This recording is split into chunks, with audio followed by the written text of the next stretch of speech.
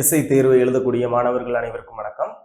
இலவச மாதிரி தேர்வு 2ஆம் தேர்வுக்கான விளக்கங்களுடன் இந்த சைக்காலஜி கொஸ்டின்ஸை பார்த்துடலாம். ரைட். கொஸ்டின் நம்பர் 101 என்ன கொடுத்துருக்காங்க அப்படின்னா, சிலாகிசத்துல இருந்து கேள்வி கேட்கப்பட்டிருக்கு.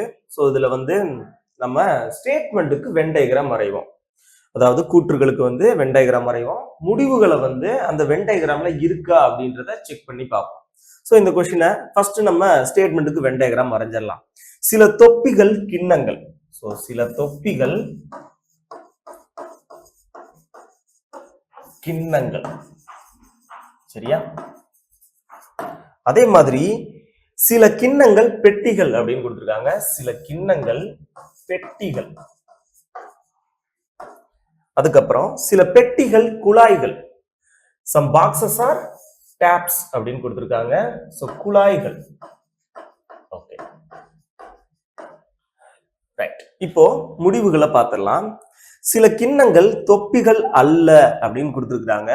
நம்ம இந்த சிலாகிசம் இந்த கொஸ்டினை பொறுத்தளவுல இந்த டயக்ராம்ஸை என்னன்னு சொல்லுவோம் அப்படின்னா பாசிட்டிவ் டயக்ராம்னு சொல்லுவோம். ஓகேவா? இதுல எந்த இடத்துலயுமே ஸ்டேட்மெண்ட்ல பொறுத்தளவுல நெகட்டிவா எதுவுமே கிடையாது. நோவோ சம் நாட்டோ எங்கேயுமே கொடுக்கல, சரியா? ஆனா கன்க்ளூஷன்ல நமக்கு முடிவுகள்ல நெகட்டிவா கொடுத்துருக்காங்க. டயக்ராமே பாசிட்டிவ், அப்புறம் எப்படி நெகட்டிவ் நமக்கு வரும்? ஸோ அதனால நான் நெகட்டிவா இருக்கிறது எதுவுமே வராதுன்னு சொல்றேன். ஓகேவா? அப்போ சில கிண்ணங்கள் தொப்பிகள் அல்லன்னு கொடுத்திருந்தாங்கன்னா சில கிண்ணங்கள் தொப்பிகள் அப்படின்றது நமக்கு தெரியும். ஆனா இந்த சில தொப்பிகள் கிண்ணங்கள் கிடையாது அப்படின்றத நம்மளால சொல்ல முடியாது. இதுதான் இதுல இருக்கக்கூடிய கான்செப்ட். சோ அப்போ இது நமக்கு வராது. அடுத்தது ரெண்டாவது, எந்த குழாயும் தொப்பி இல்லை. நான் இப்பதான் சொன்னேன், பாசிட்டிவ் டயக்ராமா இருந்தா நெகட்டிவா நமக்கு கன்க்ளூஷன் வந்துச்சு அப்படின்னா டைரக்டா அது வராது அப்படின்னு சொல்லிடலாம். ஓகேவா? ரைட். அடுத்தது சில தொப்பிகள் கிண்ணங்கள் இல்லை அப்படின்னு கொடுத்துருக்காங்க. சில தொப்பிகள் கிண்ணங்கள் இல்லை. ஸோ அந்த இடத்துல சில தொப்பிகள் கிண்ணங்கள் அப்படின்னு சொல்லியிருக்காங்க. ஆனா சில தொப்பிகள் கிண்ணங்கள் இல்லைன்னு கொடுத்துருக்காங்க, நெகட்டிவா கொடுத்துருக்காங்க. அதனால இந்த இது வராது.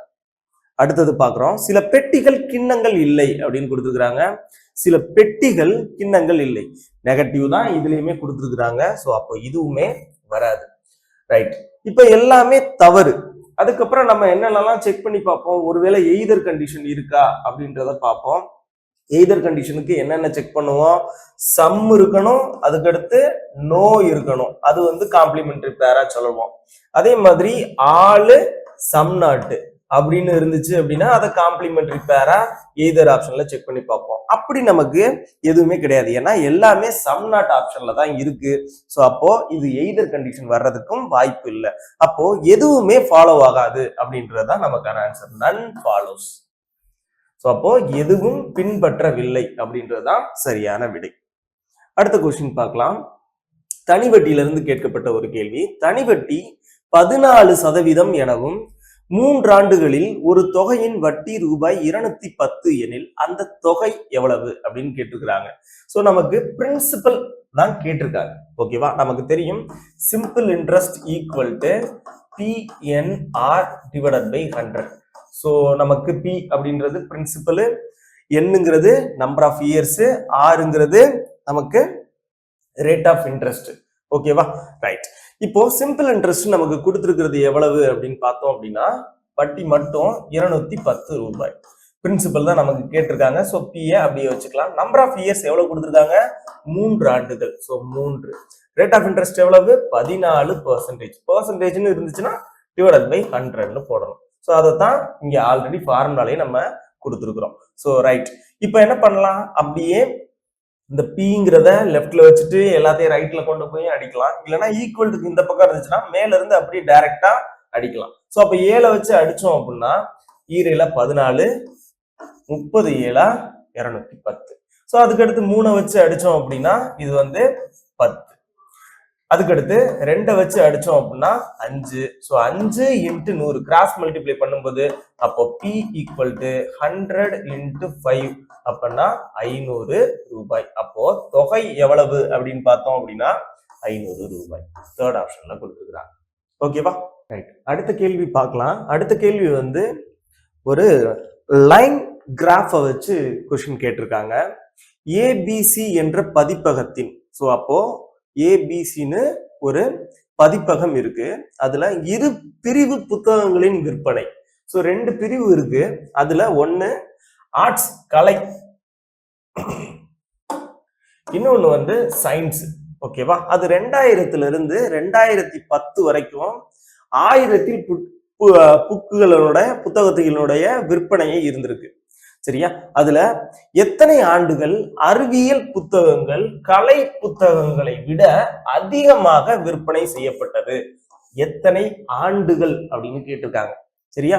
அப்போ கலை புத்தகங்களை விட அறிவியல் புத்தகங்கள் எத்தனை ஆண்டுகள்ல வந்து அதிகமா விற்பனை செஞ்சிருக்கு? 2000 இருந்து 2009 வரைக்கும். நமக்கு ஆல்ரெடி இந்த கிராஃப்ல எவ்வளவு கொடுத்துருக்காங்க அப்படின்னா 2000 இருந்து 2010 வரை கொடுத்துருக்காங்க. ஆனா கேட்கப்பட்ட கேள்வி வந்து 2000 இருந்து 2009 வரைக்கும் அறிவியல் புத்தகம் வந்து கலை அறிவியலை விட அதிகமா இருக்கணும். அதிகமா விற்பனை செய்யப்பட்டது எத்தனை ஆண்டுகள்? செக் பண்ணி பார்த்துடலாமா? இப்போ இந்த மாதிரி ஸ்கொயர் பாக்ஸ் இருந்துச்சுன்னா அது வந்து அறிவியல். ஸோ அதுதான் வந்து இதை விட அதிகமா இருக்கணும். அப்படி பார்த்தோம் அப்படின்னா 2000 கலை அறிவியல் தான் அதிகமா இருக்கு. ஸோ கலை ஆர்ட்ஸ் தான் வந்து அதிகமா இருக்கு. அதே மாதிரி 2001 ஆர்ட்ஸ் அதிகமா இருக்கு. 2002 சயின்ஸ், அப்போ 1. 2003 சயின்ஸ் 2. 2004 சயின்ஸ் 3. அதுக்கடுத்து 2005 சயின்ஸ் 4. அதுக்கடுத்து 2006 ஆர்ட்ஸ் தான் அதிகமா இருக்கு, அப்போ இதை எடுக்கக்கூடாது. 2007 சயின்ஸ் தான் அதிகம், ஸோ 5. 2008 சயின்ஸ் தான் அதிகம், ஸோ 6. அதுக்கடுத்து 2009 பார்த்தோம்னா ஆர்ட்ஸ் தான் அதிகமா இருக்கு, அதோட நம்ம முடிச்சுக்கணும். அப்ப மொத்தமா சயின்ஸ் எத்தனை வருடங்கள்ல வந்து அதிகமா விற்பனை ஆயிருக்கு அப்படின்னு பார்த்தோம் அப்படின்னா 6 வருடங்கள்ல அதிகமா விற்பனை ஆயிருக்கு. தேர்ட் ஆப்ஷன்ல கொடுத்துருக்காங்க. ஓகேவா? அடுத்த கொஸ்டின் பார்க்கலாம். If you write down all the numbers from 1 to 100, then how many times do you write 3? எண் 1 முதல் 100 வரை எழுதும் போது எத்தனை முறை எண் 3ஐ எழுத முடியும் அப்படின்னு கேக்குறாங்க. ரைட்டா? இப்போ நமக்கு இது வந்து அரித்மெட்டிக் ரீசனிங்ல இருந்து கேட்கப்பட்ட ஒரு கேள்வி.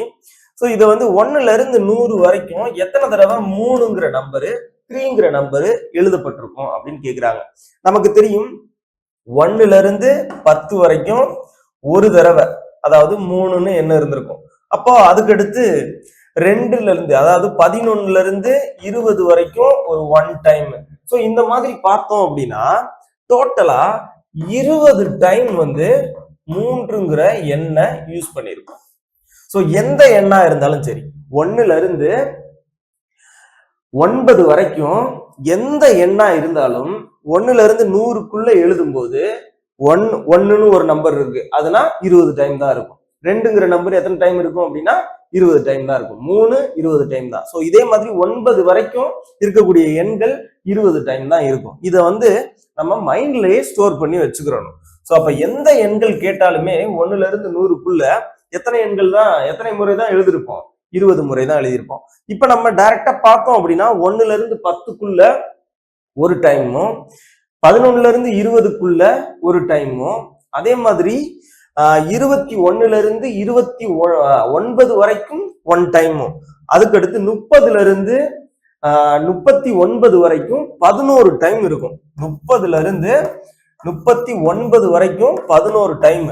அப்பனா மீதி இருக்கிறத பார்த்தோம் அப்படின்னா 1ல இருந்து 10 1, 11ல இருந்து 20 1, அதுக்கப்புறம் 41ல இருந்து 50 வரைக்கும் 1. ஸோ இதே மாதிரி பார்த்தோம் அப்படின்னா 11 12 13 14. ஸோ இதே மாதிரி நமக்கு கவுண்ட் பண்ணி பார்க்கும்போது 20 டைம் வந்து 3ங்கிற எண்ணை நம்ம யூஸ் பண்ணி எழுதியிருப்போம். சரியா? ரைட். 104க்கு third option is the correct one. அடுத்த கொஸ்டின் பார்க்கலாம். கீழே கொடுக்கப்பட்டுள்ள படத்தில் 4 வட்டங்கள் ஒன்றையொன்று வெவ்வேறு விதமாக வெட்டி கொள்ளுமாறு கொடுக்கப்பட்டுள்ளது. ஸோ ஒவ்வொரு வட்டமும் கைப்பந்து. ஸோ இந்த இடத்துல வட்டம், ஒவ்வொரு வட்டமும், ஸோ 4 வட்டம் கொடுத்துருக்காங்க. கைப்பந்து வி அப்படின்னு மென்ஷன் பண்ணியிருக்காங்களாம். டென்னிஸ்ங்கிறத டீன்னு மென்ஷன் பண்ணியிருக்காங்களாம். கபடியை கேன்னு மென்ஷன் பண்ணியிருக்காங்களாம். இறகு பந்த பின்னு மென்ஷன் பண்ணியிருக்காங்களாம். விளையாடும் வீரர்கள் குறிப்பிடும்படியாக உள்ளது. படத்தில் உள்ள வெவ்வேறு அரங்குகளுக்கு தனி எண் கொடுக்கப்பட்டுள்ளது. ஸோ இதுக்குள்ள இருக்கக்கூடியதுக்கு ஒவ்வொன்றுக்கும் ஒவ்வொரு நம்பரை கொடுத்துருக்காங்களாம். படத்தில் கவனமாக ஆராய்ந்து வினாக்களுக்கு விடையளிக்கும். சோ இதுல இருந்து நமக்கு ஒரு கேள்வி கேட்டிருக்காங்க. என்ன கேட்டிருக்காங்க அப்படின்னா, the region 13 represent those who play. அரங்கம் 13 குறிப்பிடுவது எது அப்படின்னு கேட்டிருக்காங்க. அரங்கம் 13 எங்க இருக்கு?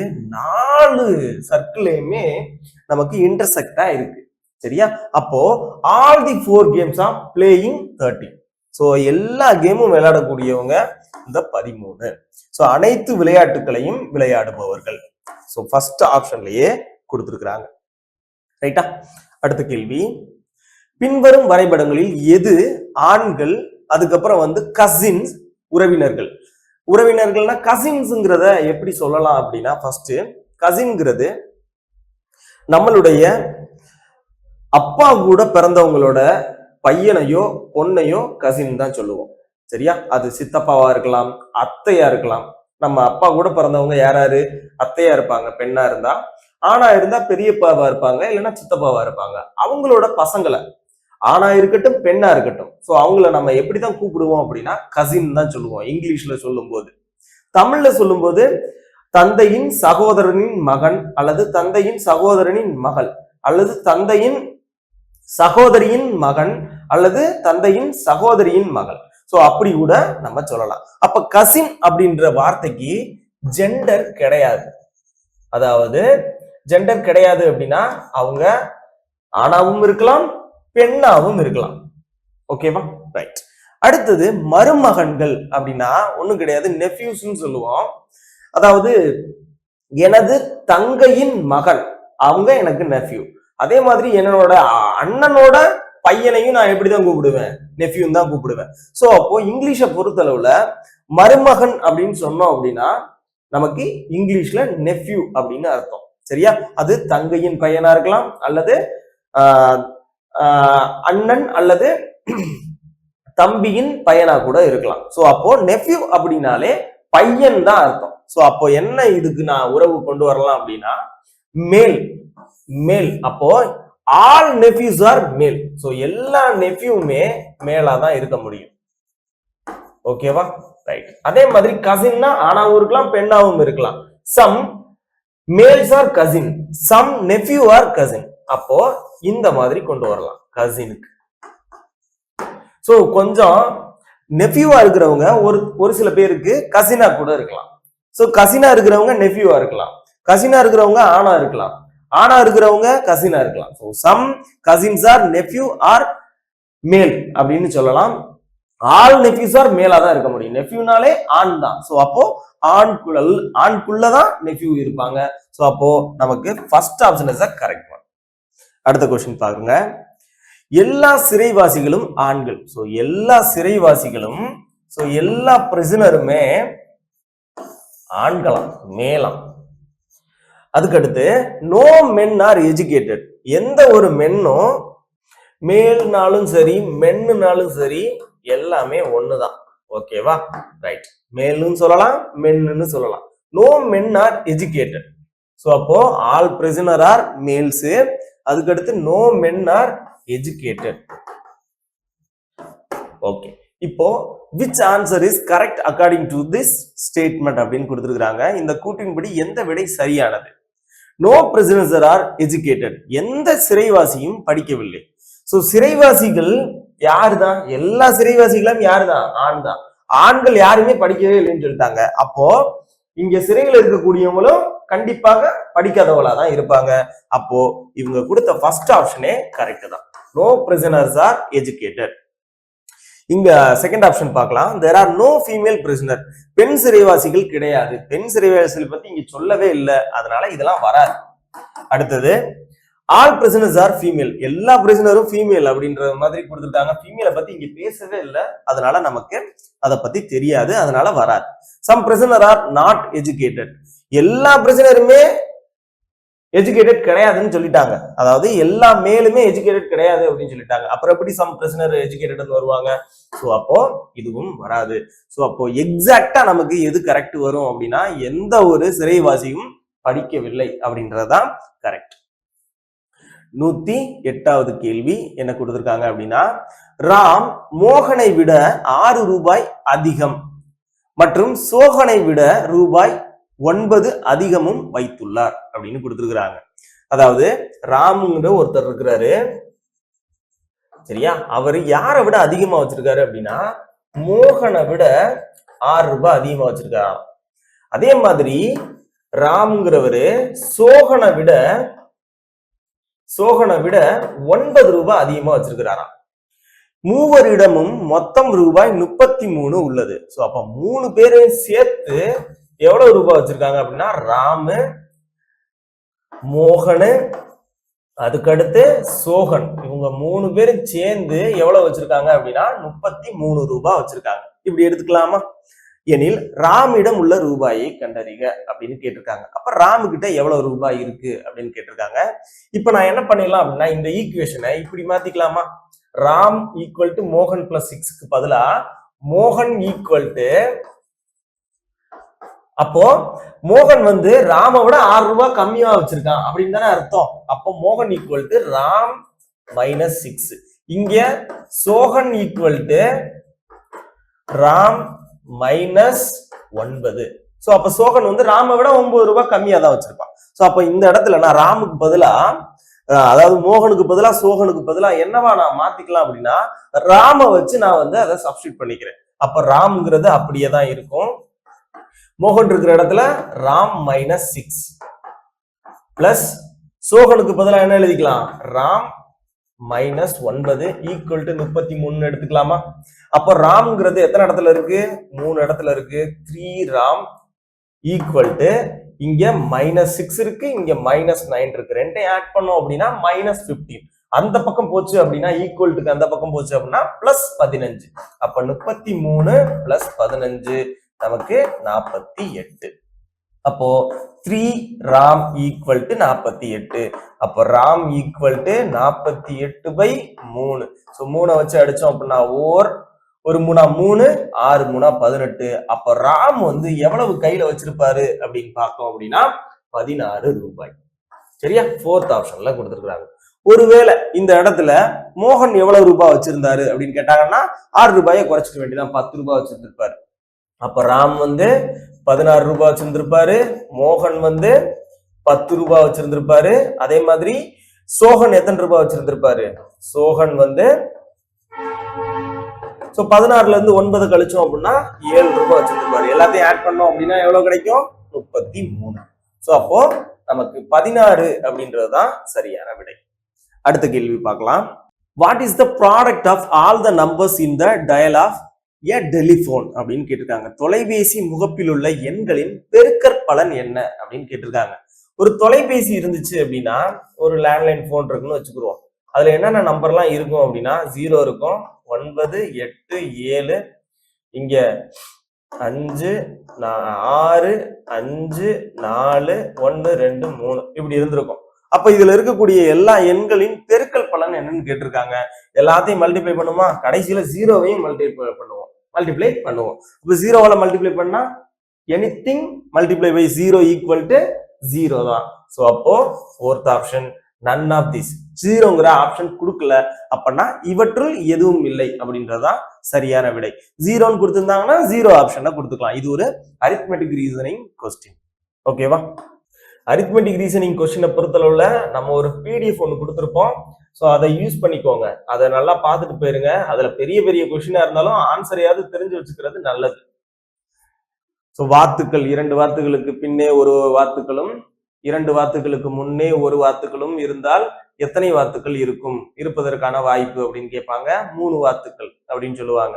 அதே மாதிரி 1500 சிப்பாய்கள் செல்லும் ஒரு கப்பல்ல வந்து ஒவ்வொரு 5 சிப்பாய்களுக்கும் 15 சிப்பாய்களுக்கும் ஒரு கேப்டன் இருக்கிறாரு. அப்படின்னா எத்தனை கேப்டன் இருப்பாங்க அப்படின்ற மாதிரி கேள்வி கேட்டிருப்பாங்க.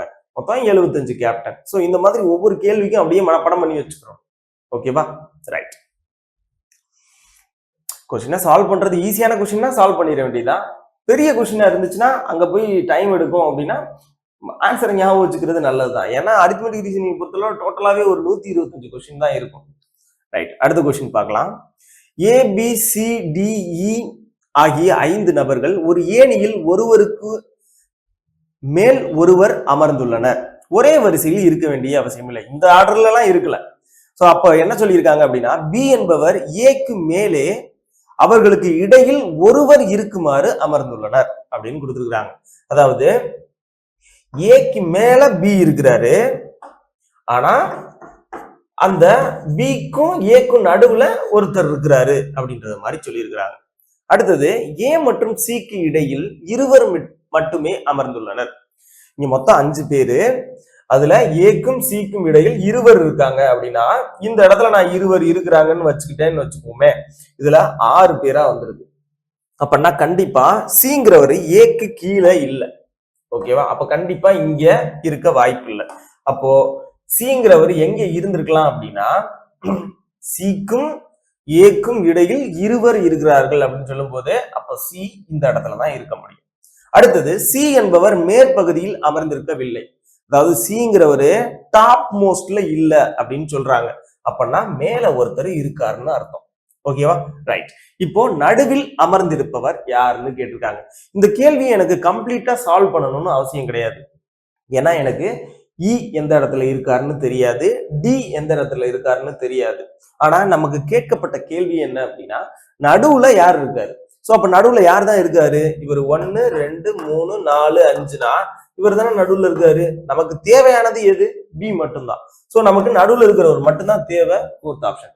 எனக்கு இந்த பசில் சால்வ் ஆகல அப்படின்னு பார்க்க கூடாது. எனக்கு கேட்கப்பட்ட கேள்விக்கான ஆன்சரை நான் கொண்டு வந்திருக்கேனா அப்படின்றது மட்டும்தான் நம்ம பார்க்கணும். ஓகேவா? சோ இதுக்கு நீங்க எல்லாருமே டைம் எடுத்திருப்பீங்கன்னு நினைக்கிறேன். ரைட். அடுத்த கொஸ்டின் பார்க்கலாம். யாரெல்லாம் சீக்கிரமா சால்வ் பண்ணிட்டோம் அப்படின்றவங்க கமெண்ட் பண்ணுங்க, பார்ப்போம். ரைட். அடுத்த கொஸ்டின் 111. ஏ பி சி டி மற்றும் இ ஆகிய 5 வேலையாட்கள் ஒரு நிறுவனத்தில் திங்கள் முதல் வெள்ளி வரை வேலை செய்கிறார்கள். ஸோ அப்போ மண்டே டு ஃப்ரைடே வேலை பார்க்குறாங்களாம். Monday, Tuesday, Wednesday, Thursday, Friday. So 5 நாள் வேலை பார்க்குறாங்க.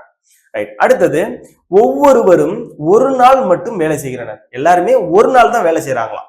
ரைட். அடுத்தது டி மற்றும் இ வார இறுதி நாட்களில் வேலை செய்ய மாட்டார்கள். அதாவது திங்கக்கிழமையோ வெள்ளிக்கிழமையோ டியும் ஈயும் வேலை செய்ய மாட்டாங்களாம். அப்ப டி இங்கேயும் கிடையாது, இ இங்கேயும் கிடையாது. டி இங்கேயும் இருக்க மாட்டாரு, இ இங்கேயும் இருக்க மாட்டாரு. ஓகேவா? இதுதான் வார இறுதி நாட்கள். ரைட். அடுத்தது இ வேலை செய்வதற்கு அடுத்த நாள் சி வேலை செய்கிறார். ஸோ ஈக்கு அடுத்த நாள் சி வேலை செய்யறாராம். ஸோ நான் எக்ஸாம்பிளுக்கு இந்த மாதிரி எடுத்து வச்சுக்கிறேன். ஓகேவா? இப்படி எடுத்து வச்சுக்கிட்டேன் அப்படின்னா நமக்கு அந்த பாசிபிலிட்டியை வச்சு நம்ம அடுத்தடுத்து சால்வ் பண்ணிக்கலாம். ஸோ ஈக்கு அடுத்த நாள் சி வேலை செய்யறாரு. அடுத்தது பி வேலை செய்த நாளுக்கு முன்தினம் டி வேலை செய்கிறார். பிக்கு முன்னாடி டி வேலை செய்யறாராம். ஸோ அப்போ நான் பிக்கு முன்னாடி டி வேலை செய்யறாரு அப்படின்னு வச்சுக்கிறேன். இப்போ திங்கக்கிழமை வேலை செய்பவர் யாருன்னு கேட்டிருக்காங்க. இப்போ இந்த இடத்துல இங்க வருவோம். இங்க டி கிடையாது, இ கிடையாது, இங்கேயும் டி கிடையாது, இ கிடையாது. அப்போ எங்கெங்கெல்லாம் வரலாம் அப்படின்னு பார்த்தோம் அப்படின்னா நமக்கு சியும் ஈயும் இந்த இடத்துல வந்திருக்கலாம். ஓகேவா? அதுக்கடுத்து பியும் டியும் இங்க வரக்கூடாது. அப்படின்னா கண்டிப்பா இயும் சியும் இந்த இடத்துல இருக்க மாட்டாங்க. ஓகேவா? அப்ப இ இங்க இடத்துல இருந்திருக்கலாம், சி இந்த இடத்துல இருந்திருக்கலாம், பி இந்த இடத்துல இருந்திருக்கலாம், டி இந்த இடத்துல இருந்திருக்கலாம். அப்படின்னா ஏங்கிறவர் எந்த இடத்துல இருந்திருப்பாரு? மண்டேல இருந்திருக்கலாம். இது ஒரு பாசிபிலிட்டி. வேற என்ன வாய்ப்பு இருக்கு அப்படின்னு பார்க்கலாம். இந்த இடத்துல ஃப்ரைடேல பி இருக்காருன்னு வச்சுக்குவோம், டி இங்க இருக்காருன்னு வச்சுக்குவோம். அப்போ சி இங்க இருந்திருப்பாரு, இ இங்க இருந்திருப்பாரு. அப்ப ஏ எங்கதான் இருந்திருக்க முடியும்? ஃபர்ஸ்ட் டேல தான் இருந்திருக்க முடியும். சோ எப்படி சால்வ் பண்ணாலும் ஏங்கிறவர் எங்கதான் இருந்திருக்க போறாரு? முதல் நாள் திங்கள் கிழமை தான் இருந்திருக்க போறாரு. ஓகேவா? ரைட். அப்போ 111க்கு first option is a correct one. அடுத்த கொஸ்டின் பார்க்கலாம். ஒரு வகுப்பறையில் PQRSTU மற்றும் V என்ற மாணவர்களை உயரங்களின் அடிப்படையில் ஒப்பிடும் போது T என்பவர் S-ஐ விட குள்ளமானவர், ஆனால் U-வை விட உயரமானவர். T என்பவர் S-ஐ விட குள்ளமானவராம். அதாவது T shorter than S. So S-ஐ விட T குள்ளமானவர், ஆனா taller than U. U-வை விட ஹைட் ஆனவர் அப்படின்ற மாதிரி சொல்லியிருக்கிறாங்க. யூவை விட ஹைட் ஆனவர் அப்படின்னு சொல்லியிருக்காங்க. அடுத்தது யூ என்பவர் பியை விட உயரமானவர். சோ யூங்கிறவர் பியை விட உயரமானவரா. ஆர் மற்றும் கியூ ஆகியோர் வியை விட குள்ளமானவர்கள் அப்படின்னு சொல்லியிருக்காங்க. ஆனால் எஸ்ஐ விட உயரமானவர்கள்.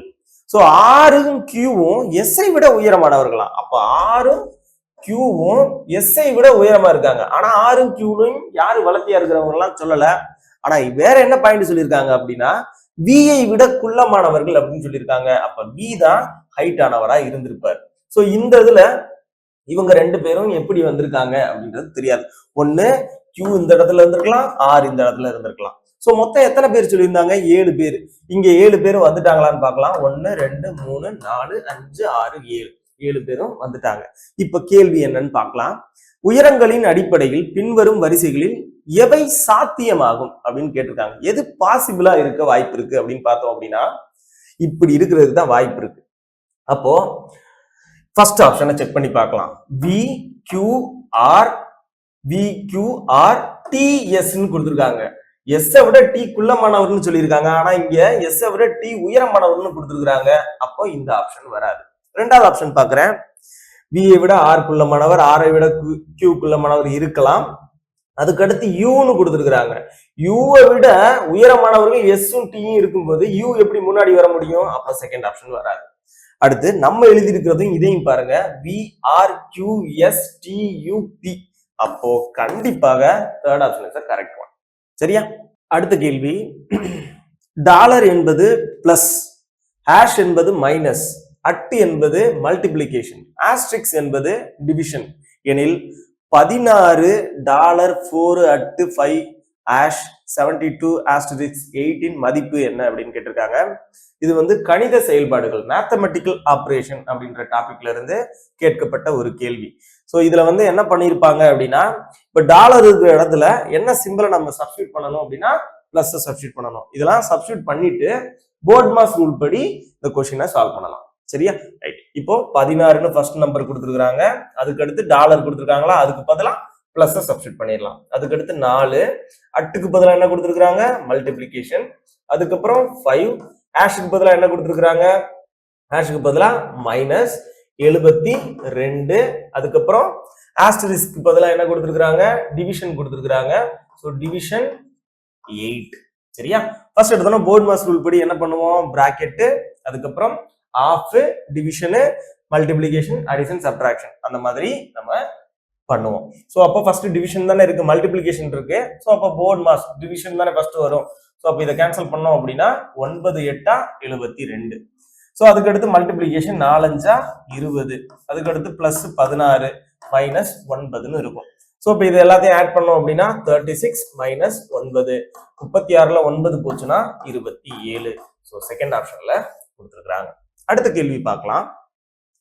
182 மாணவர்கள் உள்ள வகுப்பில் ராம் என்பவர் மேலிருந்து 73வது தரநிலையில் உள்ளார். சோ அப்போ இவரோட ரேங்க்ல 73ல இருக்கிறார். சோ அப்ப மேலிருந்து அப்படின்னு சொல்லும்போது டாப்ல இருந்து 73வது இடத்துல இருக்கிறார். யாரு? ராம். ஓகேவா? ரைட். அடுத்தது 22 மாணவர்கள் தேர்வில் தோல்வியுற்றனர் அப்படின்னு கொடுத்துட்டாங்க. அப்போ தோல்வியுற்றுட்டாங்க அப்படின்னா மொத்த மாணவர்கள் தேர்வு எழுதுனவங்க நமக்கு 182 பேர்னு வச்சுக்கிருவோம். அதுல தோல்வியுற்றவங்க 22 பேர்னா அப்போ மீதி இருக்கிறவங்களுக்கு, பாஸ் பண்ணவங்களுக்கு மட்டும்தான் ரேங்க் வரும். எல்லா படத்தையும் பாஸ் பண்ணாதானே ரேங்க், இல்லைன்னா ரேங்க் கிடையாது. அப்பன்னா 182 மாணவர்கள்ல 22 பேரு ஃபெயிலா போயிட்டாங்க.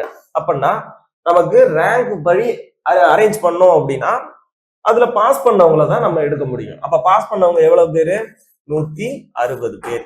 அப்போ அந்த 160ல தான் ரேங்க், ராமோட ரேங்க் 73ன்னு சொல்லி இருக்கிறாங்கன்னு அர்த்தம். சரியா? ரைட். அதுக்கடுத்து கீழிருந்து அவருடைய தரநிலை என்ன? சோ அப்போ ராமனுடைய கீழிருந்து அவருடைய ரேங்க் என்ன அப்படின்னு கேட்டிருக்காங்க. மொத்தம் நமக்கு எவ்வளவு கொடுத்துருக்காங்க அப்படின்னா 182 எடுக்க கூடாது, 160 தான் எடுக்கணும். பாஸ் பண்ணவங்களை மட்டும்தான் நம்ம தரநிலையில ஆட் பண்ணுவோம். அப்ப டோட்டல் வந்து 160. மேலிருந்து அவருடைய ரேங்க் வந்து டாப்ல இருந்து 73. அப்ப பாட்டம்ல இருந்து எவ்வளவு அப்படின்னு கேட்டிருக்காங்க. சரியா? நமக்கு ஒரு ஃபார்முலா தெரியும் ரேங்கிங்கை பொறுத்தளவுல. Total equal to top plus bottom -1. ஏன் இந்த -1 வருது அப்படின்னா, ஒருத்தருக்கு 2 ரேங்க்னு இருக்கும்போது ஒரு ரேங்க் கண்டுபிடிக்கணும் அப்படின்னா ஒரு 1 மைனஸ் பண்ணுவோம். சரியா? ரைட். இப்ப டோட்டல் வந்து நமக்கு தெரியும் 160. டாப்ல இருந்து அவரோட ரேங்க் என்ன 73. பாட்டம்ல இருந்து தான் நமக்கு கேட்டிருக்காங்க, அப்படியே பாட்டம் எடுத்துக்கலாம். அடுத்து -1. சோ அப்போ 73ல இருந்து நான் -1 பண்ணிட்டேன் அப்படின்னா 72. அப்ப 72 இந்த பக்கம் வந்துச்சு அப்படின்னா 160 -72 இருந்திருக்கும். அப்போ நமக்கு பாட்டம்ல இருந்து கண்டுபிடிச்சிடலாம். 160ல 72 போச்சு அப்படின்னா 88. சோ அப்போ ராமினுடைய கீழிருந்து ரேங்க் எவ்வளவு அப்படின்னா 88. எங்க கொடுத்திருக்கிறாங்க?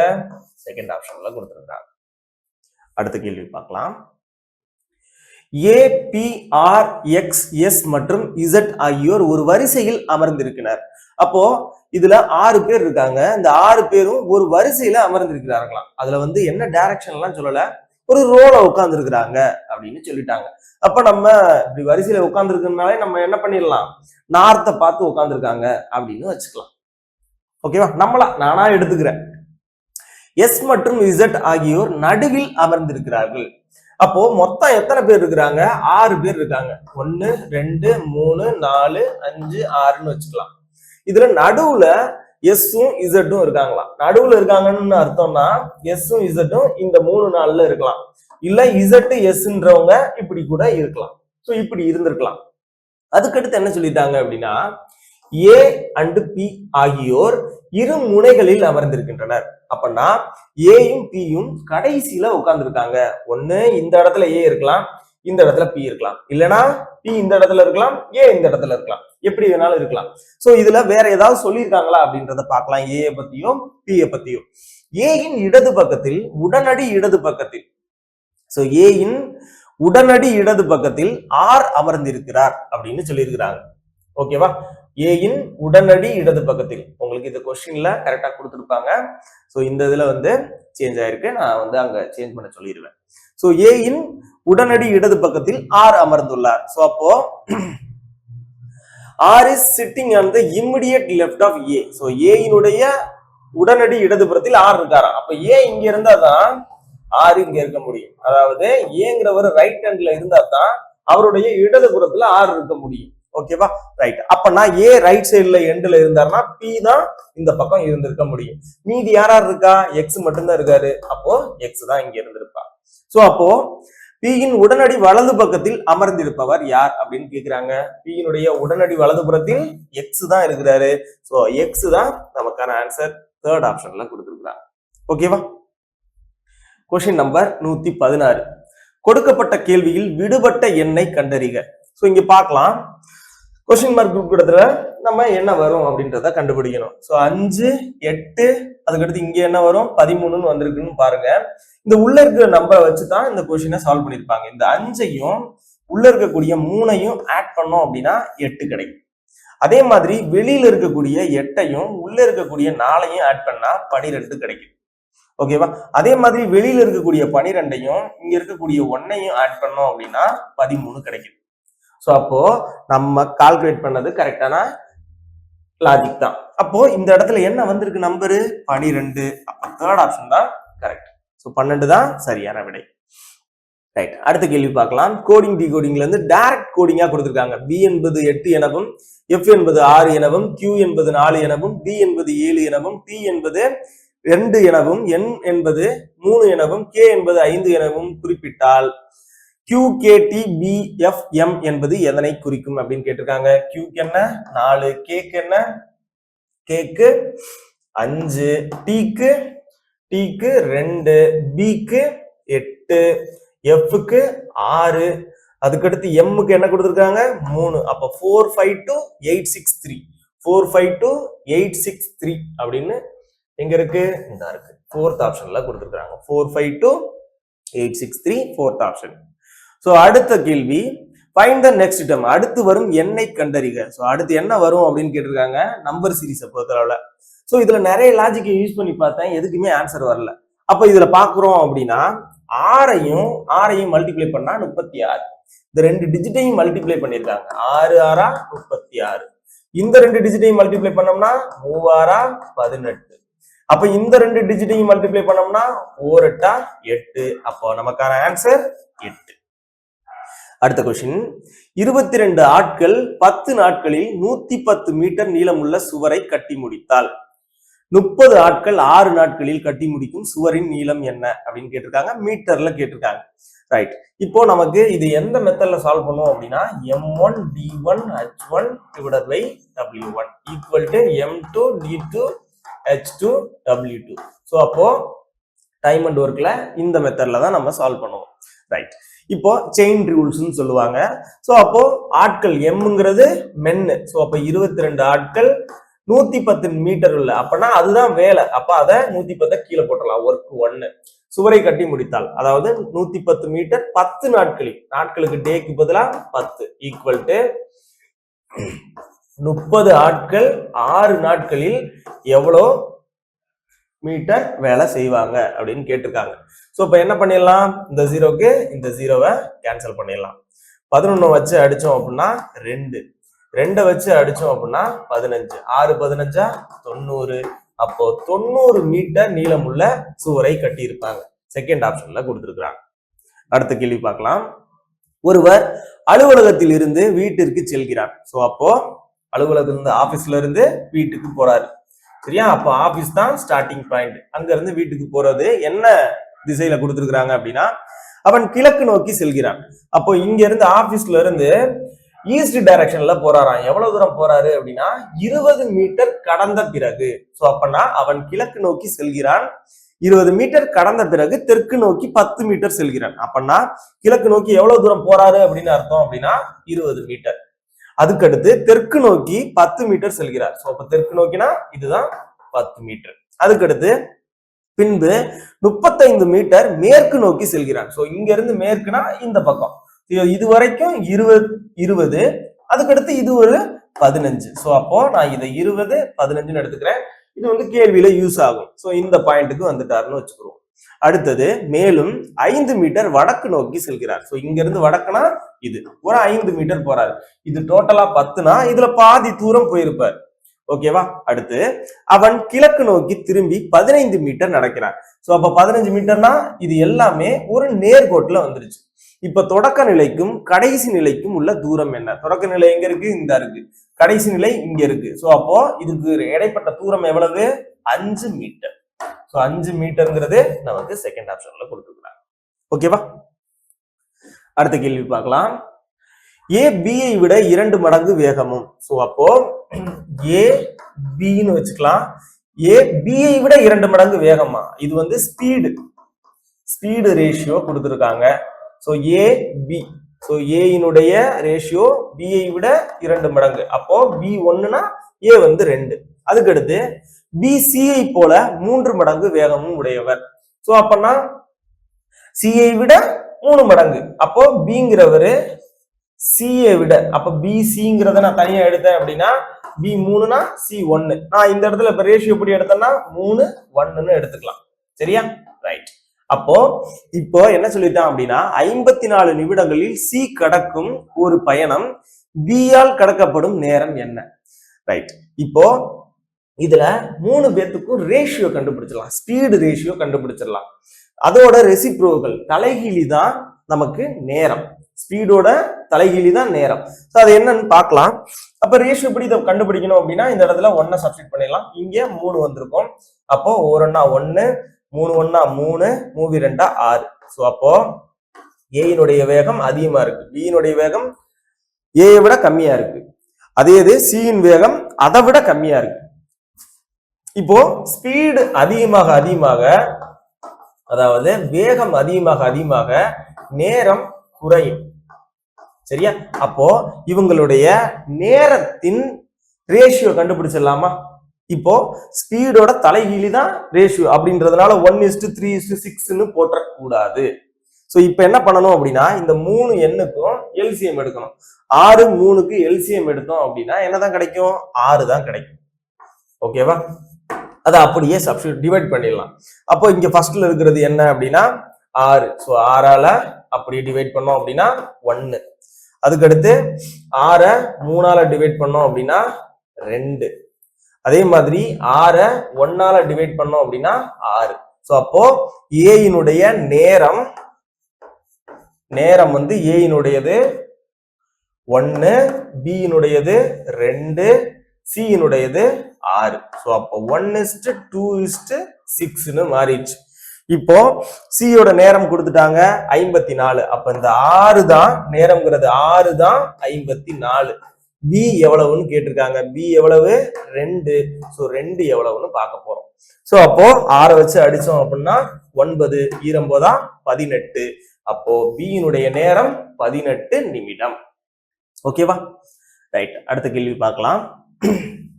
இது ரொம்ப சிம்பிளான கேள்விதான். இது மாதிரி கேள்வி எல்லாம் நம்ம எதிர்பார்க்கலாம். இது வந்து சார்ட்ல கூட நமக்கு இந்த கேள்வியை கேட்டலாம். அதே இது 2 ஸ்பீட் ரேஷியோ கொடுத்திருந்தாங்கன்னா நமக்கு நேரத்தோட ரேஷியோ வந்து அப்படியே தலைகீழா மாத்திக்கலாம். அதே இது 3 ரேஷியோ கொடுத்திருந்தாங்க அப்படின்னா ஸ்பீடோட இந்த மாதிரி எல்சிஎம் எடுத்துதான் நம்ம கன்வெர்ட் பண்ணணும். சோ இத எல்சிஎம் எடுத்தும் கண்டுபிடிக்கலாம், இல்லைன்னா இப்படியும் கண்டுபிடிக்கலாம். இப்ப பாருங்களேன், ஏ வந்து 2 மடங்கா, பி வந்து 1ன்னு சொல்லியிருந்தாங்க. அதுக்கடுத்து பி வந்து 3னா சி 1ன்னு சொல்லியிருந்தாங்க. 1 இங்க 3. அப்போ 1 3 6ன்னு வச்சிருந்தோமா. இப்போ ஏயினுடைய ஸ்பீடு ரேஷியோ கொடுத்துருந்தாங்க ஏபிசியோடது.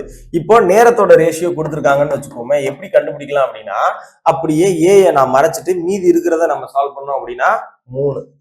ஓகேவா? அதே இது பியை மறைச்சிட்டு நம்ம சால்வ் பண்ணோம் அப்படின்னா 6. ஓகேவா? அடுத்தது சியை மறைச்சிட்டு சால்வ் பண்ணோம் அப்படின்னா என்னது 3 18. சோ அப்படி பார்க்கும்போது டைமை இப்படியும் நம்ம மாத்திக்கலாம். அப்போ இதை நான் இன்னும் சிம்பிளிஃபை பண்ணலாம்ல. 1 2 6. அப்போ 1:2:6 அப்படின்றது நமக்கு டைம் ரேஷியோ கிடைச்சிருச்சு. ஸோ ஃபர்ஸ்ட் என்ன சால்வ் பண்ணமோ அதே தான் கிடைச்சிருக்கு. ஸோ இந்த ஷார்ட்கட்டையும் நீங்க யூஸ் பண்ணிக்கலாம். அடுத்த கொஸ்டின் பார்க்கலாம். ஒரு கடிகாரம் 4:30 மணியை காட்டுகிறது. நிமிடமுள் கிழக்கு நோக்கி இருந்தால். ஸோ அப்ப 4:30 அப்படின்றது எப்படி இருந்திருக்கும்? டைம்ல வாட்ச்ல கிளாக்ல எப்படி இருந்திருக்கும் அப்படின்னா 4:30ங்கிறது இந்த மாதிரி இருந்திருக்கும். ஓகேவா? இப்போ நிமிடமுள் கிழக்கு நோக்கி இருந்தால், சோ அப்ப நிமிடமுள் இங்க வந்து கிழக்கு நோக்கி இருக்கு, கிழக்கு. சரியா? ரைட். அப்பனா அதோட ஆப்போசிட்ல என்ன இருந்திருக்கும்? வெஸ்ட் இருந்திருக்கும், மேற்கு. ரைட்டா? வெஸ்டோட ரைட் சைட்ல எதுதான் இருக்க போகுது? நார்த் தான் இருக்க போகுது. அப்ப இது நார்த்தா இருந்திருக்கும், நார்த் வடக்கு. அப்ப இந்த இடத்துல என்னவா இருந்திருக்கும்? நமக்கு தெற்கா தான் இருந்திருக்கும், சவுத். சரியா? ரைட். இப்ப என்ன கேள்வி கேட்டிருக்காங்க அப்படின்னா, மணிமுள் எந்த திசையை குறிக்கும் கேட்டிருக்காங்க. நார்த்துக்கும் ஈஸ்டுக்கும் நடுவுல இருக்கு இந்த 4ஓட இடத்துல இருக்கிறது. சோ அப்ப இந்த மணிமுள் எங்க இருக்கு? நார்த் ஈஸ்ட், வட கிழக்கு. சோ அப்ப 4th option is the correct one. சரியா? அடுத்த கேள்வி பார்க்கலாம். கீழ்காண்பனவற்றுள் லீப் ஆண்டு இல்லாதது எது அப்படின்னு கேட்டிருக்காங்க. லீப் ஆண்டுனா ஃபர்ஸ்ட் என்னன்னு தெரியணும். ஒரு வருஷத்தை 4ஆல டிவைட் பண்ணோம் அப்படின்னா அது நமக்கு மீதி 0 கிடைச்சிச்சு அப்படின்னா அது லீப் இயர். அதாவது பிப்ரவரியில 29ஆம் தேதி இருந்துச்சு அப்படின்னா அது வந்து லீப் வருடம். அதே இது நூற்றாண்டுகள் அப்படின்னு சொல்லுவோம். இப்ப இந்த 700ங்கிறது ஒரு நூற்றாண்டு, 800ங்கிறது ஒரு நூற்றாண்டு, 1200 2000ங்கிறதுலாம் நூற்றாண்டுகள். இந்த நூற்றாண்டுகளை பொறுத்தளவுல லாஸ்ட்ல 2 0 இருக்கும். அந்த நூற்றாண்டுகளை 4ஆல டிவைட் பண்ணோம்னா டிவைட் ஆயிரும். சரியா? மீதி வந்து 0 தான் கிடைக்கும். ஆனா நூற்றாண்டுகளை மட்டும் நம்ம 400ஆல டிவைட் பண்ணி பார்க்கணும். சோ அப்ப 400ஆல டிவைட் பண்ணும்போது நமக்கு மீதி 0 கிடைக்கும். ரிமைண்டர் 0 கிடைச்சிச்சுன்னா தான் அது லீப் வருடம். அப்ப இப்படி பார்த்தோம் அப்படின்னா 1200 4ஆல டிவைட் பண்ண 400ஆல டிவைட் பண்ண அப்படின்னா நமக்கு மீதி 0. 800 400ஆல டிவைட் பண்ணனா மீதி 0. சரியா? அதே மாதிரி 2000 நான் 400ஆல டிவைட் பண்ணேன் அப்படின்னா மீதி 0. ஆனா இந்த 700 நான் 4ஆல டிவைட் பண்ணேன், 400ஆல டிவைட் பண்ணேன் அப்படின்னா எனக்கு மீதி 0 வராது. மீதி வந்து 300ன்னு இருக்கும். அதாவது 2 0க்கு 2 0 கேன்சல் ஆயிரும், மீதி 3ன்னு இருந்திருக்கும்.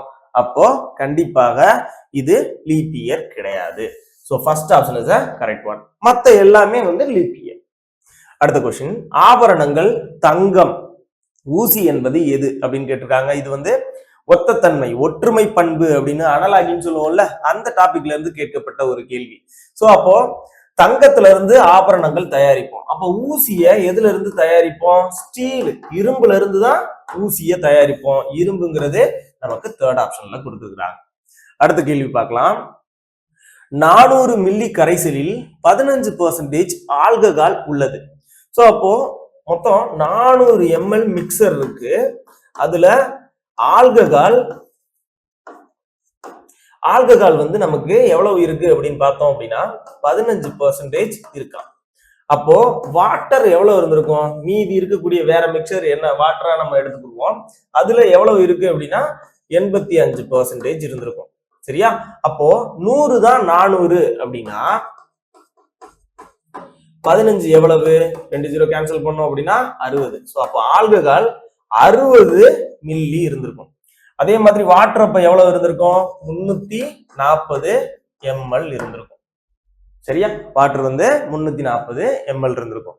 இப்போ என்ன சொல்லியிருக்காங்க அப்படின்னா இந்த கலவையில் ஆல்கஹால் அளவை 32% அளவிற்கு மாற்ற எவ்வளவு சுத்தமான ஆல்கஹால் சேர்க்கப்பட வேண்டும். சோ இப்ப 400 ml தான் ஆல்கஹாலை மிக்ஸ் பண்ண போறாங்க. அப்ப நமக்கு இருக்கக்கூடிய அளவு 400 ml. இதுல இருந்து எவ்வளவு ஆல்கஹால் சேர்த்தோம்னா நமக்கு ஆல்கஹால் வந்து 32% ஆகும் அப்படின்னு கேட்டிருக்காங்க. இப்ப என்ன பண்ணலாம் அப்படின்னா எக்ஸ் மெத்தட்லயே சால்வ் பண்ணிடலாம். ஃபர்ஸ்ட் 60 ml இருக்கு ஆல்கஹால். அதுல இருந்து அதே ஆல்கஹாலை தான் நம்ம சேர்க்க போறோம். சரியா? அதே தானே இங்க 400ல இருந்தும் அதே எக்ஸ தான் நம்ம சேர்க்க போறோம். ஓகேவா? ரைட். இது பெர்சன்டேஜ்ல நம்ம பார்க்க போறோம். சரியா? இன்ட்டு 100 அப்படின்னு எடுத்துட்டு பெர்சன்டேஜ்ல இன்ட்டு 100 ஈக்குவல் டு 32ன்னு எடுக்கலாம். இல்லைன்னா ஈக்குவல் டு 32% 32 டிவைடட் பை 100ன்னு எடுக்கலாம். ஸோ இப்போ எனக்கு என்ன கேட்டிருக்கேன் அப்படின்னா 60% ஆல்கஹால் 60 ml இருந்த ஆல்கஹால்ல எவ்வளவு ஆல்கஹால் சேர்த்தோம்னா எனக்கு 32% வரும்.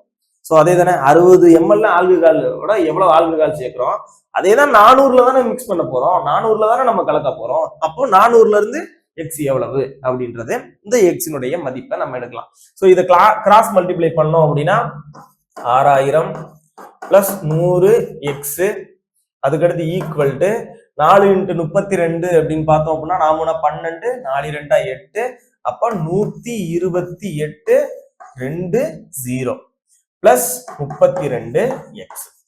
சரியா? ரைட். இப்போ என்ன பண்ணலாம்? இந்த 100 எக்ஸ் இந்த 32 எக்ஸ் இந்த பக்கம் வந்துச்சு அப்படின்னா பிளஸ் 32 எக்ஸ் இங்க மைனஸா மாறிடும். அப்ப 68 எக்ஸா மாறிடும். இந்த 6000 அந்த சைடு போகும்போது என்னவா மாறிடும்? மைனஸ்ல போயிடும். அப்ப 12800ல இருந்து 6000 கழிச்சோம் அப்படின்னா 6800. சோ 68 வச்சு அடிச்சோம் அப்படின்னா எக்ஸ் ஈக்குவல் டு 100.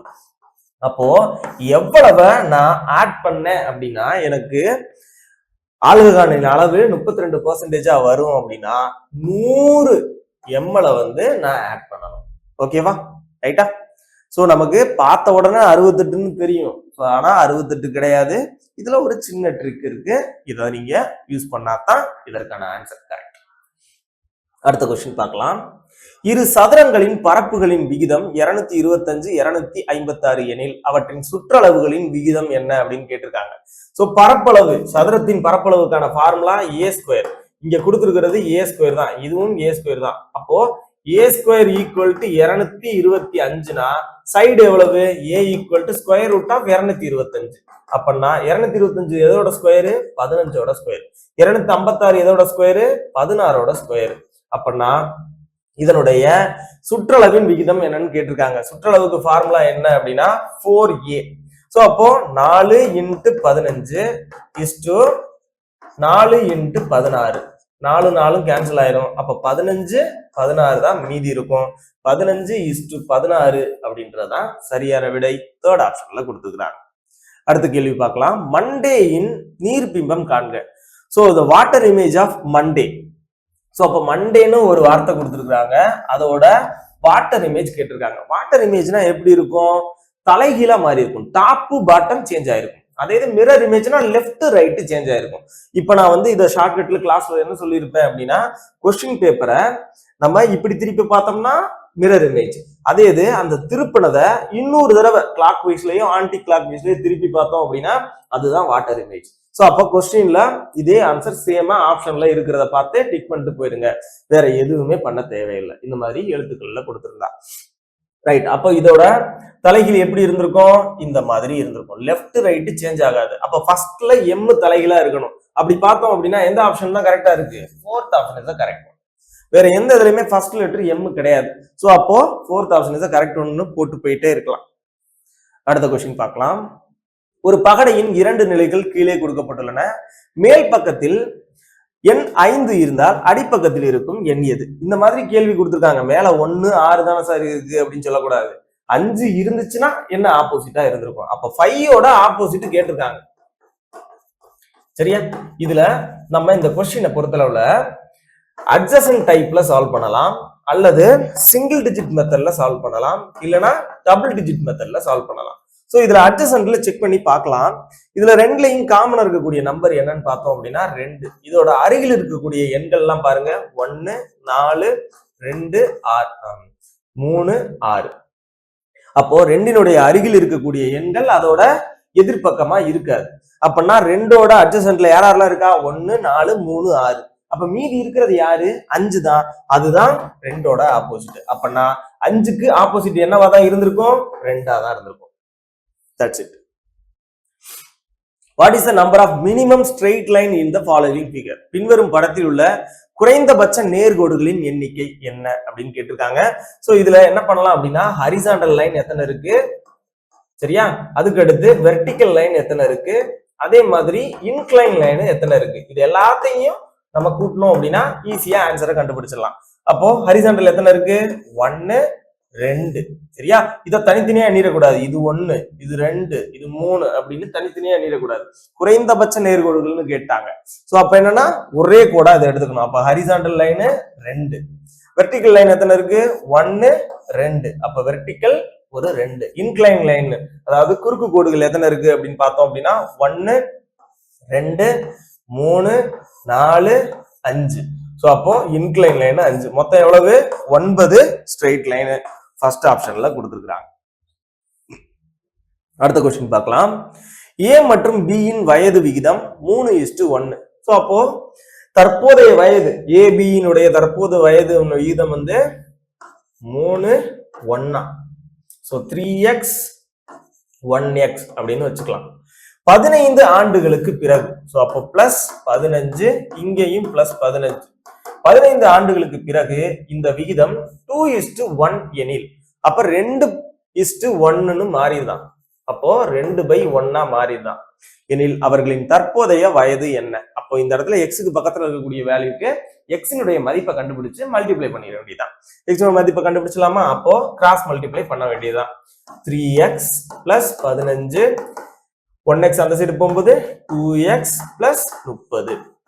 சோ அப்ப 2x இந்த சைடு வந்துச்சுன்னா x பிளஸ் 15 அந்த சைடு போச்சுன்னா 15. அப்ப எக்ஸினுடைய மதிப்பு 15. இப்போ நமக்கு கரண்ட் ஏஜ் தான் கேட்டிருக்காங்க. அப்ப 3x 1x அப்படியே மல்டிப்ளை பண்ணிடலாமா? 3 15, இங்க 1 15. அப்ப 45 15. சோ 45 15 எங்க இருக்கு, செகண்ட் ஆப்ஷன்ல கொடுத்திருக்காங்க. 45 years 15 years. Second option is correct one. அடுத்த கொஸ்டின் பார்க்கலாம். 1 1 2 3 5 8 13 21 34 என்ற தொடரில் அடுத்த எண்ணை காண்க. சோ அப்போ நெக்ஸ்ட் என்ன டேர்ம் வரும் அப்படின்னு கேக்குறாங்க. இதுல பார்க்கும்போதே நமக்கு தெரியுது, இந்த 1ஐயும் 1ஐயும் ஆட் பண்ணோம் அப்படின்னா 2, 2ஐயும் 1ஐயும் ஆட் பண்ணோம் அப்படின்னா 3, 2ஐயும் 3ஐயும் ஆட் பண்ணா 5, 5ஐயும் 3ஐயும் ஆட் பண்ணா 8, 8ஐயும் 5ஐயும் ஆட் பண்ணா நமக்கு 13, 13 8ஐயும் ஆட் பண்ணா 21, 21ஐயும் 13ஐயும் ஆட் பண்ணா 34. அப்ப இந்த ரெண்டு டேர்மையும் ஆட் பண்ணாதான் அடுத்த டேர்ம் வரப்போகுது. அப்ப 55 அப்படின்றதான் நமக்கான ஆன்சர் செகண்ட் ஆப்ஷன்ல கொடுத்துருக்காங்க. அடுத்தது 132 கோடட் பிளட் ரிலேஷன்ல இருந்து கேட்கப்பட்ட ஒரு கேள்வி. சோ P இன்டு Q என்பது P என்பவர் Qவின் மகள். சோ அப்போ Qவினுடைய டாட்டர் தான் P.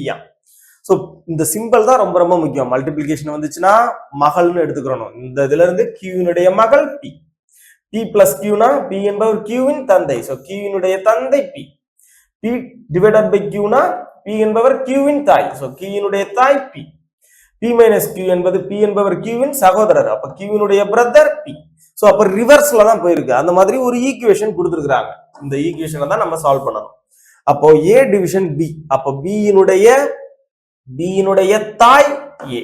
B யினுடைய தாய் A. சரியா? அடுத்தது B plus C. C யினுடைய தந்தை B. C யினுடைய தந்தை B. அடுத்தது E minus C. C minus E. அப்ப E ல இருந்து C க்கு பார்க்கணும். மைனஸ்னா சகோதரர். அப்பனா E யினுடைய சகோதரர் C. அடுத்தது E into F. மல்டிப்ளிகேஷன் இருந்துச்சுன்னா மகள். அப்பனா F யினுடைய மகள் E. சோ அப்ப F யினுடைய மகள் B யினுடைய மகள் E ன்னு இருக்கும்போது அப்போ B யினுடைய மனைவியா தான் F இருந்திருக்க முடியும். சரியா? ரைட். இந்த இடத்துல ஹஸ்பண்ட் கொடுத்துட்டாங்க. அப்ப மீதி இருக்கிறவங்க யாராவது இருந்திருக்க முடியும்? ஒய்ஃபா தான் இருந்திருக்க முடியும். சோ அத நல்லா பாத்துக்கணும். ஓகேவா? ரைட். அடுத்தது கேள்வி என்ன கேட்டிருக்காங்க அப்படின்னு பார்த்தோம் அப்படின்னா, A என்பவர் Fக்கு என்ன உறவு அப்படின்னு கேட்டிருக்காங்க. A என்பவர் Fக்கு என்ன உறவு அப்படின்னு கேட்டிருக்காங்க.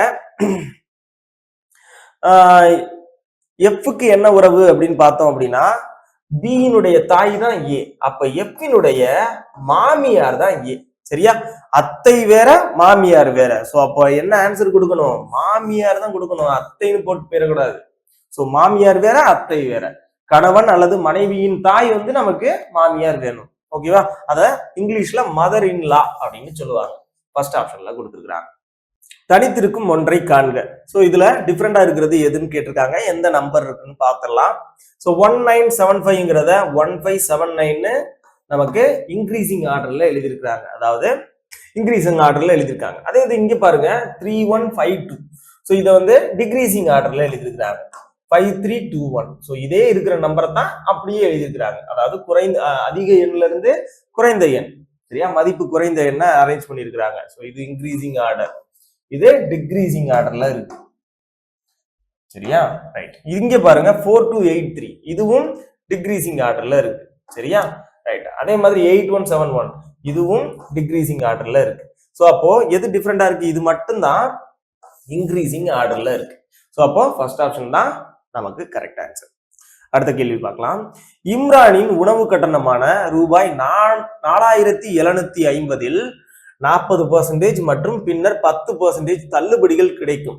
இம்ரான் செலுத்திய தொகை எவ்வளவு அப்படின்னு கேட்டிருக்காங்க. சோ அப்போ அவரோட பில்லுல அமௌண்ட் எவ்வளவு இருக்கு அப்படின்னா 4750. இதுல டிஸ்கவுண்ட் கொடுக்குறாங்க. எவ்வளவு கொடுக்குறாங்க அப்படின்னா ஃபர்ஸ்ட் 40% கொடுக்குறாங்க. அப்ப 100ல இருந்து 40 கழிச்சோம் அப்படின்னா அவருடைய கட்டணம் எவ்வளவு இருந்திருக்கும் அப்படின்னா 60%. அப்ப 60 / 100. அதுல இருந்து மறுபடி ஒரு 10% தள்ளுபடி கொடுக்குறாங்க. அப்படின்னா 100ல இருந்து 10 கழிச்சோம் அப்படின்னா 90 / 100. இதுதான் அவரு கட்ட வேண்டிய அமௌண்ட். எக்ஸ் தான் கட்ட வேண்டும். சோ அப்ப என்ன பண்ணிடலாம்? இந்த 2 ஜீரோக்கு இந்த ஜீரோ கேன்சல் பண்ணிடலாம். இந்த ஒரு ஜீரோக்கு இந்த ஜீரோவை கேன்சல் பண்ணிடலாம். ஓகேவா? ரைட். அப்புறம் வேற என்ன பண்ணலாம்? இந்த 10 2ஆல அடிச்சோம் அப்படின்னா I 2 10, இங்க மூவி 2 6. ஓகேவா? ரைட். அப்போ 3 × 9 இருக்குன்னு வச்சுக்கிடுவோம். அதுக்கு அடுத்து இந்த 5 வச்சு இதை கேன்சல் பண்ணலாம். இதை கேன்சல் பண்ணோம் அப்படின்னா 9 5 45, I 5 25. அப்ப 95 × 3 × 9. அப்ப 95 × 27 எவ்வளவு அப்படின்னு பார்த்தோம் அப்படின்னா 2565. செகண்ட் ஆப்ஷன்ல கொடுத்திருக்காங்க. ஓகேவா? அடுத்த கேள்வி. ஒரு கார் மணிக்கு 100 கிலோமீட்டர் வேகத்தில் பயணிக்கிறது மற்றும் ஒவ்வொரு 150 கிலோமீட்டர் முடிவில் 10 நிமிடங்கள் நிறுத்தப்பட்டால் 1000 கிலோமீட்டர் தூரத்தை கடக்க கார் எடுத்துக்கொள்ளும் நேரத்தினை காண்க அப்படின்னு கேட்டிருக்காங்க. சோ அப்போ 1000 கிலோமீட்டர் 100 கிலோமீட்டர் பெர் ஹவர்ல ஸ்பீட்ல போகுது. அப்படின்னா நமக்கு என்ன தெரியும் அப்படின்னா டைம் தான் கேட்டிருக்கிறாங்க. டைம் ஈக்குவல் டு என்ன formula? Distance divided by speed. இப்போ என்னென்ன நமக்கு தெரியும்? பேசிக்கா என்னென்ன தெரியும் அப்படின்னா டிஸ்டன்ஸ் எவ்வளவு? 1000 கிலோமீட்டர். ஸ்பீடு எவ்வளவு?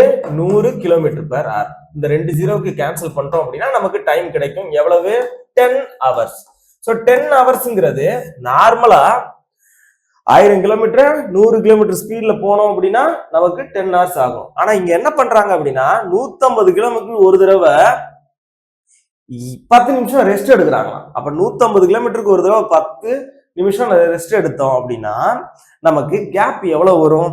150ல ஒரு ரெஸ்ட் எடுத்திருப்பாங்க ஒரு 10 நிமிஷம், அதுக்கடுத்து 300ல ஒரு ரெஸ்ட், 450ல ஒரு ரெஸ்ட், அதுக்கப்புறம் 600ல ஒரு ரெஸ்ட், அதுக்கப்புறம் 750ல ஒரு ரெஸ்ட், அதுக்கப்புறம் 900ல ஒரு ரெஸ்ட்.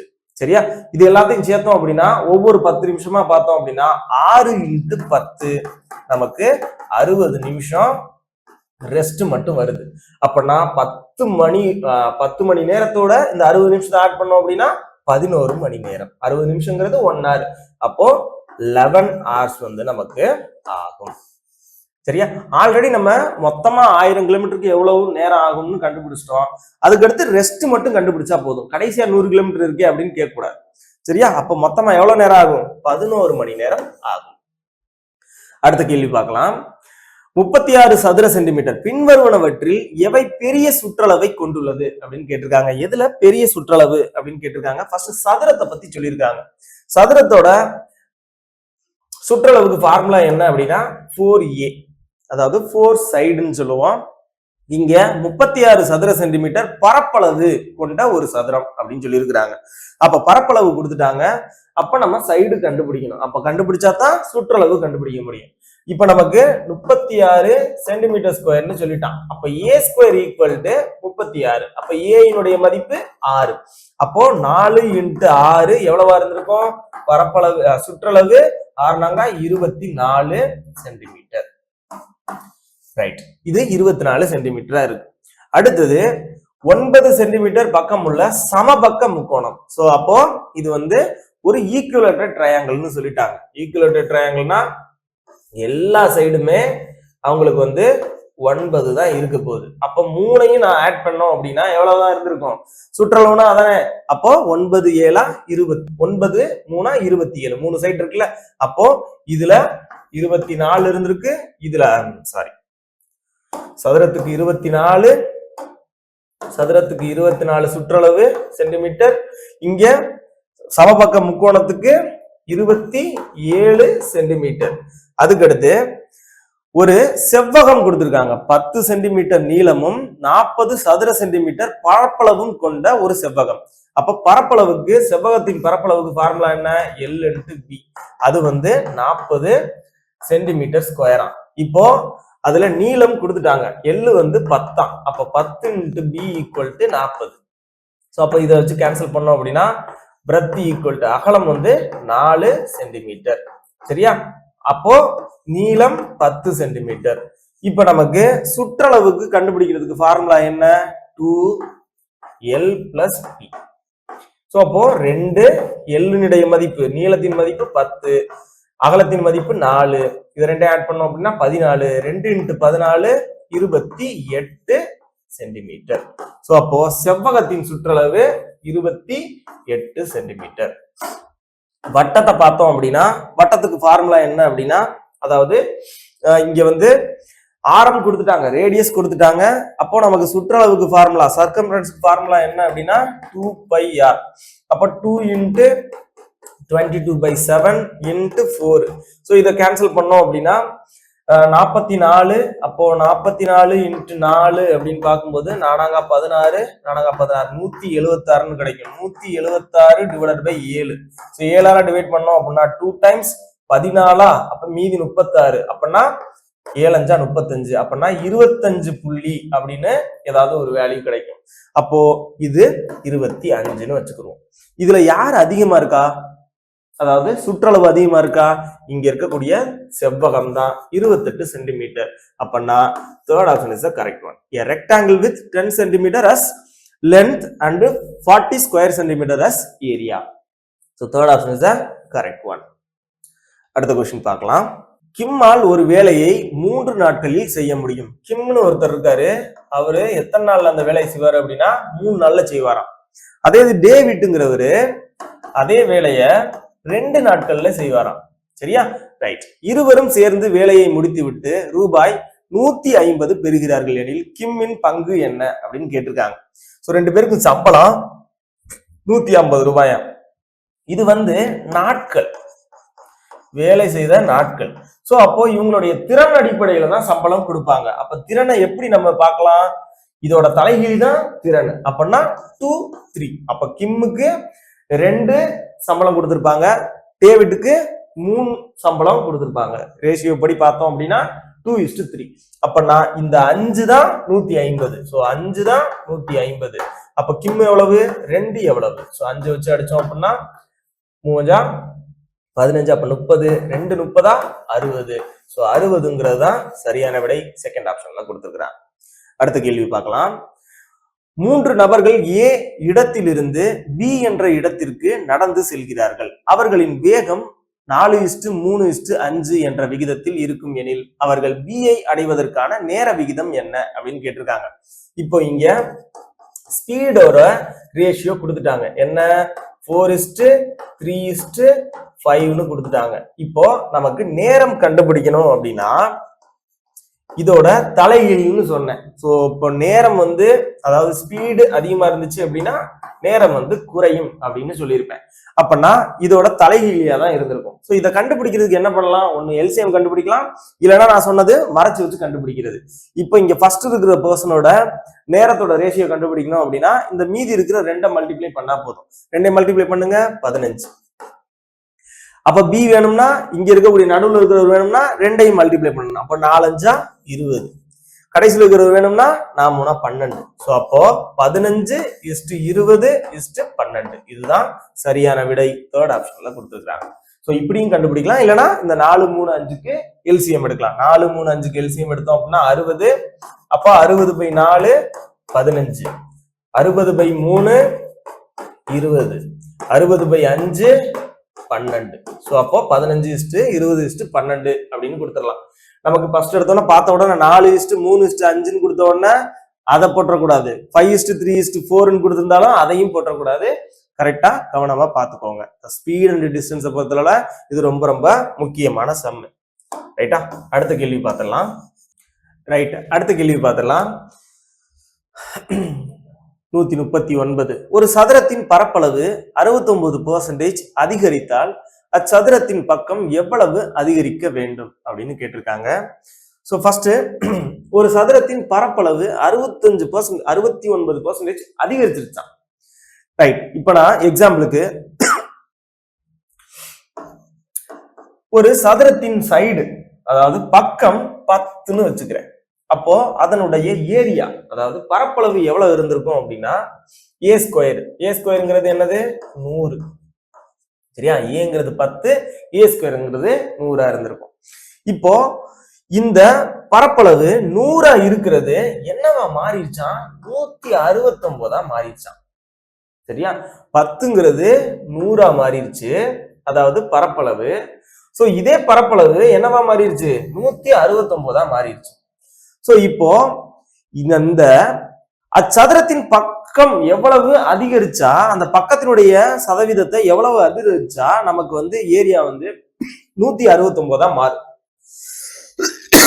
Increases by 69%. அப்ப 100ல இருந்து 69 கூட்டி இருக்காங்க, அப்பனா 169. சோ அப்போ என்ன பண்ணிருப்பாங்க அப்படின்னா, சைடு 10 இருந்துச்சுன்னா 100 மாறி இருக்கும்.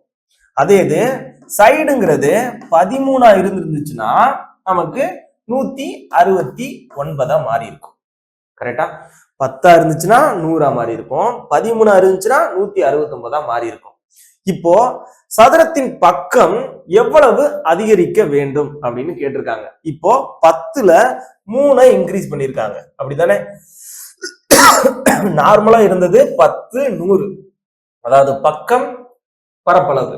அதே இது இங்க பக்கம் 13 மாத்தி இங்க சதுர அளவு, அதாவது பரப்பளவு நமக்கு 169 மாறினா தான் 69% இன்க்ரீஸ் ஆகும். அப்போ 10ல இருந்து எவ்வளவு இன்க்ரீஸ் ஆயிருக்கு? 3 × 100. ஸோ அப்போ 0க்கு 0 கேன்சல் பண்ணிடலாம். 3 × 10 30. ஸோ 30% நம்ம இன்க்ரீஸ் பண்ணா தான் பக்கத்தினுடைய அளவை நமக்கு அப்போ பரப்பளவு 69% இன்க்ரீஸ் ஆகும். ஓகேவா? அடுத்த கொஸ்டின் பார்க்கலாம்.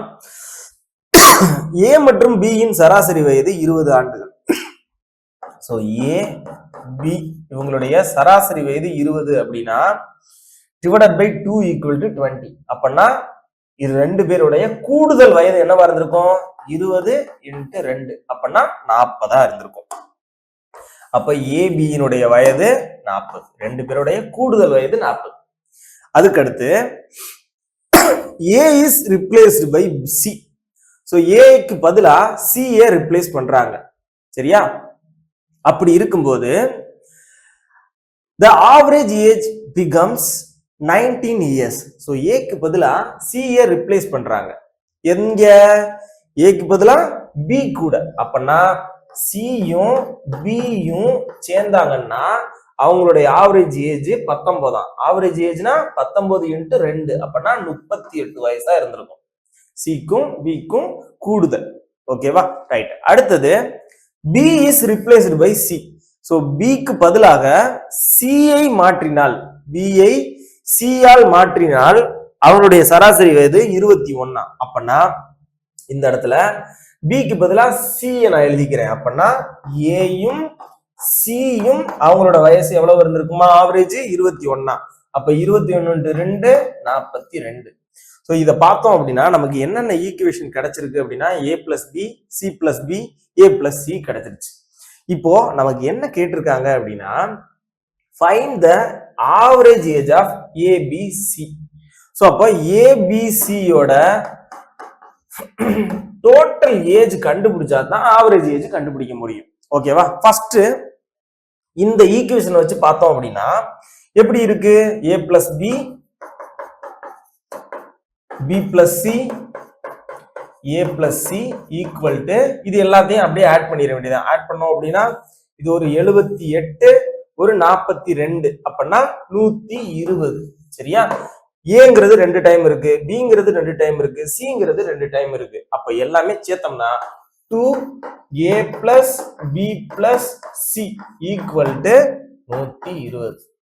கரெக்டா? சோ இப்படித்தானே இருக்கு. இப்ப 2 வச்சு கேன்சல் பண்ணோம் அப்படின்னா நமக்கு ஏபிசியினுடைய கூடுதல் வயது கிடைக்கும். 2 வச்சு அடிச்சோம் அப்படின்னா அப்ப ஏபிசியினுடைய வயது 60. இப்போ கூடுதல் கிடைச்சிருச்சு. ஏபிசியினுடைய வயதுகளின் கூடுதல் கிடைச்சிருச்சு. நமக்கு கேட்டிருக்கிறது என்னது? சராசரி. சோ சராசரினா என்ன பண்ணணும்? 3 நபர். சராசரிக்கு ஃபார்முலா என்ன? Sum of the observation divided by total numbers. So அப்போ sum of the observation 60 divided by 3 பேரு 3 ஆல அடிச்சிட வேண்டியதான். அப்ப நான் இவங்களுடைய சராசரி வயது 20. சோ 20ங்கிறது நமக்கு செகண்ட் ஆப்ஷன்ல கொடுத்திருக்காங்க. ஓகேவா? That's it. ரைட். இப்போ நம்ம ஒரு ஃபைனல் ஸ்டேஜுக்கு வந்துட்டோம். இப்போ எஸ்ஏ எக்ஸாமுக்கு நம்ம தொடர்ந்து நிறைய டைம், ஸோ எவ்வளோ நேரங்கள் இருந்துச்சு, அதை எல்லாத்தையும் பயன்படுத்தி நல்லா படிச்சிருப்பீங்க, ரிவிஷன் பண்ணியிருப்பீங்க. ஸோ நிறைய டெஸ்ட் போட்டிருப்போம். ஸோ ஃபுல் டெஸ்ட்டும் நிறைய போட்டிருப்போம். இது எல்லாமே இருக்கட்டும். அதுக்கப்புறம் நம்மளுடைய ஃபைனல் எது அப்படின்னா அந்த டிசம்பர் 21 தான். ஸோ நல்லா ஃபோக்கஸ்டாக போங்க. ஸோ எதுக்கும் பயப்பட வேண்டாம். ஈஸியா நமக்கு கொஸ்டின் இருக்கும் அப்படின்னு நினைச்சுப்போங்க. கண்டிப்பா ஈஸியா தான் இருக்கும். ஓகேவா? ஸோ ஈஸியா இருக்கு, கஷ்டமா இருக்கு, அதெல்லாம் வேற. நீங்க கான்பிடென்டா போங்க, எக்ஸாம் அட்டன் பண்ணுங்க, கண்டிப்பா கிளியர் ஆகும்.